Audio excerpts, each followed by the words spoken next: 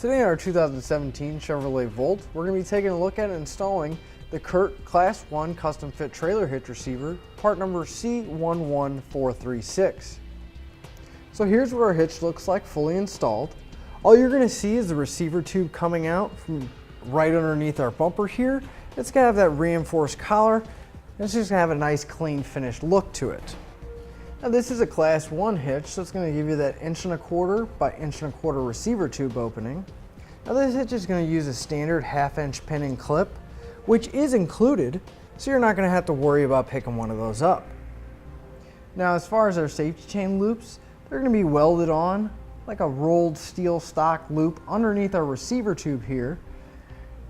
And as you can see, you're going to have plenty of room to put on most size safety chains and not have to worry about interfering with anything. This hitch features a 100-pound gross tongue weight rating, which is going to be the force that's pushing down. It also features a 1,000-pound gross trailer weight rating, which is the amount that it could pull. Now, I do want to mention you want to double check with your vehicle's owner's manual to make sure that your vehicle can handle that amount of weight. Now, CURT does recommend using a safety strap when carrying any non-trailer loads, such as a bike rack or a cargo carrier. I'm going to give you a few measurements that's going to help you in deciding for accessories for your new hitch, such as a bike rack or a cargo carrier. From the center of the hitch pin hole to the outermost edge of the bumper is 5¼ inches. Now from the ground to the inside top edge of the receiver tube opening is 10½ inches. Now that we've gone over some of these features, let's go ahead and show you how we get it installed. To begin our installation, we're going to need to remove the panel underneath the underside of our trunk here. And we're going to have several different fasteners that we're going to need to take out. Now we're going to be starting with the 7mm bolts here. I'm going to be using a 7mm socket to take these out.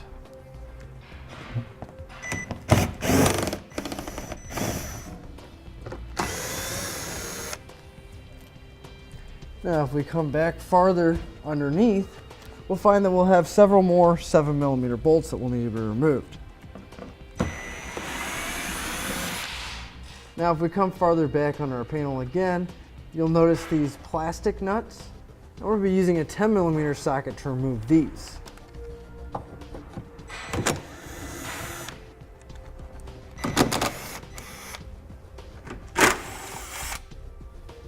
Now I do want to mention, give you an idea of where we are under our vehicle here. This panel that we're taking off is a rather large panel. It's going to go all the way from the trunk to just in front of our rear tires. And we're going to have to take off all the fasteners, which should be 7 plastic 10mm clips and 8 7mm bolts. Now finally, to remove our panel, we're going to need to take these screws out right here. I'm going to be using a T15 Torx bit to take those out.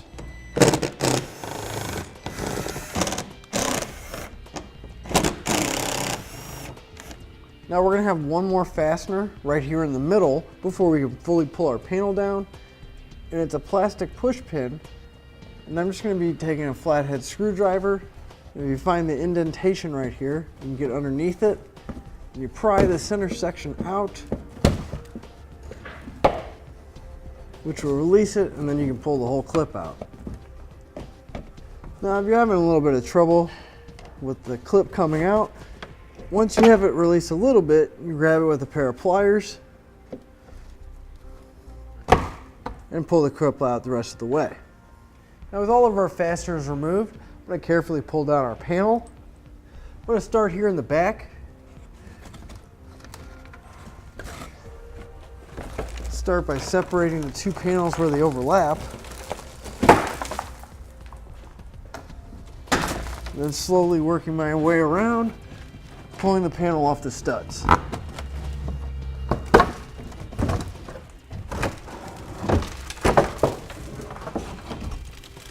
And we're going to put this aside for reinstallation later. Now if we come behind our wheels here, on each side we're going to have 4 Torx screws that we're going to need to remove. We're going to be using a T15 Torx bit to remove those. Now that we have the 4 removed on our one wheel well, we're going to repeat the same process on the other side. Behind our wheel well, we just removed our 4 Torx screws. If we pull it back and we look right at the seam where our fascia meets our fender, we're going to have a bolt that's holding it in place right here. That's going to be removed. I'm going to be using a 7mm socket to remove that. Now once we have this one removed, we're going to do the same thing on the other side.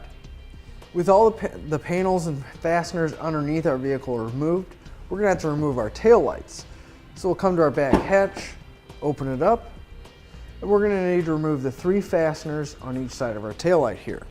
Now the 2 here, I'm going to be using a T15 Torx bit to remove those.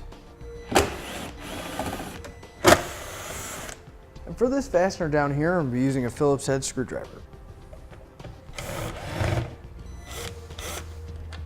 We can start pulling our tail light out.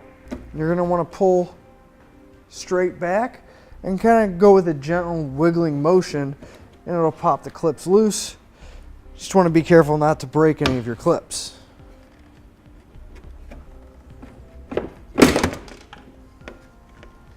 Once we have our tail light removed, we're going to come to this connector right here. We're going to push that red tab backwards. We're going to push down on that button here and unplug our tail light, and we're going to set this aside for reinstallation later. And since we have this one out, we're going to do the same process on the other side.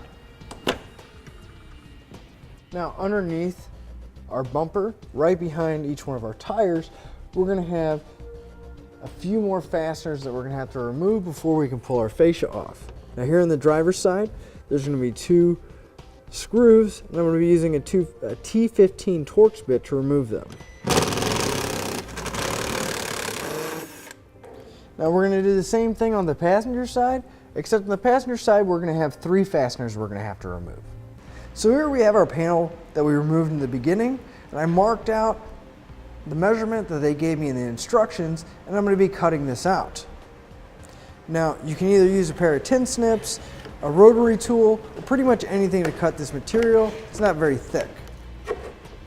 Now we'll be able to reinstall the panel once the hitch is in place, and we won't have to worry about this section interfering with anything. Now we're going to do one more thing before we remove our fascia. We're going to have to lower our exhaust down.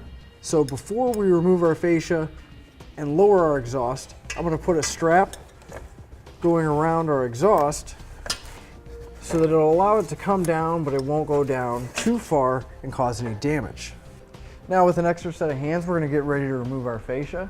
Now I do want to mention our vehicle is equipped with backup sensors and some lights, so you want to be extra careful and mind where you're pulling because of any connectors. Now we're going to start back here towards the rear of our tire, and we're just going to pull away from the vehicle and work our way around.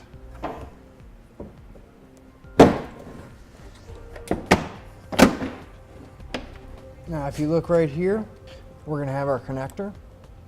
And if you just push in on this tab here, connector should come apart. We're going to set our fascia aside so it doesn't get damaged. With our fascia removed, we're going to need to remove our bumper beam. We're going to have 3 nuts, 2 on top here and 1 underneath on each side. I'm going to be using a 15mm socket to remove these.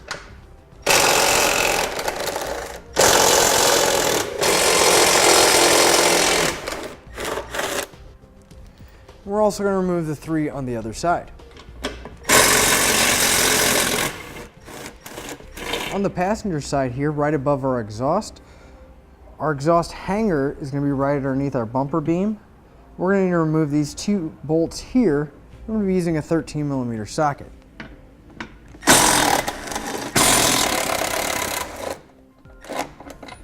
With those bolts removed, we're going to take our hanger and we're going to slide it out of the way. It may take a little bit of force to slide the muffler back far enough to get enough room to pull our hanger out. And with our hanger out of the way, we'll go ahead and pull our bumper beam off. Now we're ready to put our hitch up.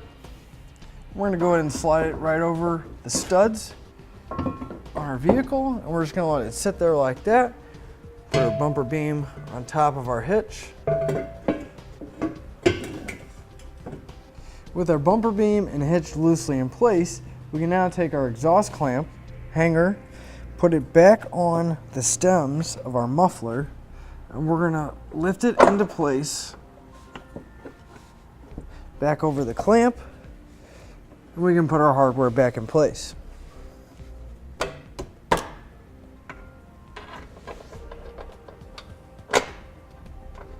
Now, if everything's not lining up properly, you just take a flathead screwdriver or something small, being able to maneuver the brackets, line up the holes.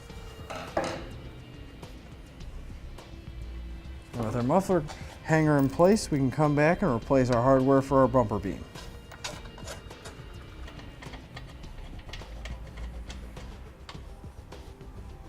With all of our hardware in place, I'm going to go ahead and snug it down, and again I'm going to be using a 15mm socket for the nuts holding our bumper beam in place.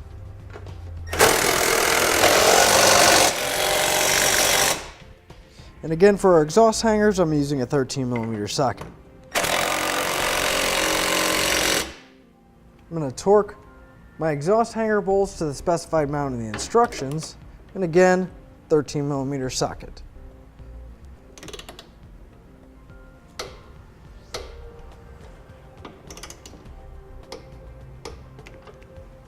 I'm going to torque my bumper beam bolts to the specified amount in the instructions, and again using a 15mm socket.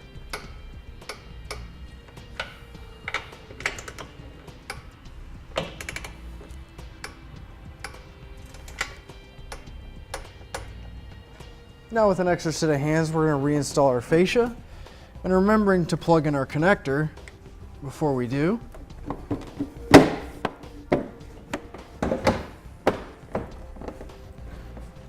With our fascia reinstalled, we can go and put our taillights back into place. And plug them in, making sure that we close that locking tab. Then we line up our taillights, push the clips into place, and we can replace our hardware.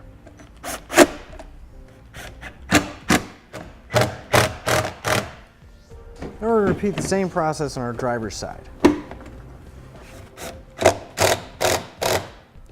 Now I'm just going to be putting back all the hardware and all the panels that we removed before we had started our installation. Before we reinstall our lower panel that we removed and trimmed, I'm going to go ahead and take the strap from my exhaust down and set it aside for now. I'm going to go ahead and slip my panel into place.